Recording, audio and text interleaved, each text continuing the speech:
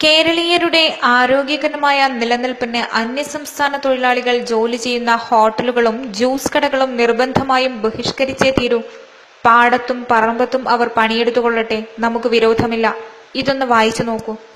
ഇന്ന് ഭക്ഷ്യസുരക്ഷാ വകുപ്പിലെ ഒരു ഉദ്യോഗസ്ഥൻ ഒരു വിദ്യാലയത്തിലെ വെൽഫെയർ കമ്മിറ്റി മീറ്റിംഗിൽ നടത്തിയ ഒരു ബോധവൽക്കരണ ക്ലാസ്സിൽ വെളിപ്പെടുത്തിയ ചില കാര്യങ്ങളാണ് താഴെ കുറിക്കുന്നത്.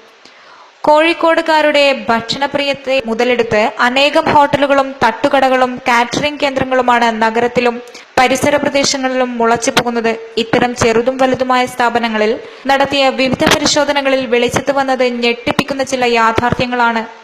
ഒന്നോ രണ്ടോ ഹോട്ടലുകളിൽ ഒഴികെ സ്ഥിരം ജീവനക്കാരില്ല. ഓരോ ദിവസവും ആരെന്നോ എന്തെന്നോ അറിയാത്ത അന്യസംസ്ഥാനക്കാരാണ് സപ്ലൈ മുതൽ പാചകം വരെ നടത്തുന്നത്.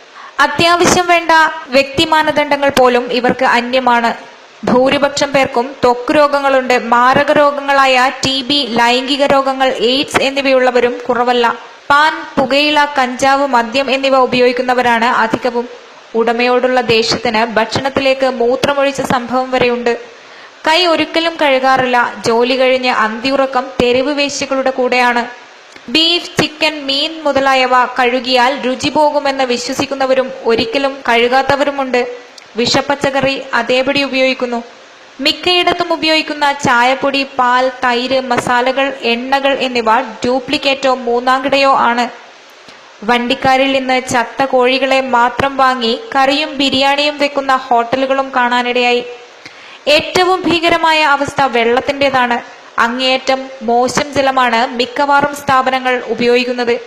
ഒരു പ്രമുഖ ഹോട്ടലിന്റെ വാട്ടർ ടാങ്കിൽ നിന്ന് ചത്തുചീഞ്ഞ പൂച്ചയുടെ ജഡം കണ്ടെത്തുകയുണ്ടായി. ക്വാളിഫോം ബാക്ടീരിയകളുടെ അളവ് ആപൽക്കരമായ തോതിലാണ്.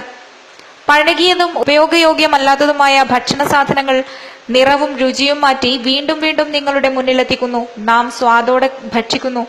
തീരാവ്യാധികൾ സന്തോഷത്തോടെ കൈനീട്ടി വാങ്ങുന്ന ഈ സ്വഭാവം അവസാനിപ്പിക്കേണ്ട സമയമായിരിക്കുന്നു. സ്വാദ് അല്പം കുറഞ്ഞാലും അല്പം പ്രയാസപ്പെട്ടാലും സ്വന്തം വീട്ടിലെ ഭക്ഷണമാണ് നല്ലത്.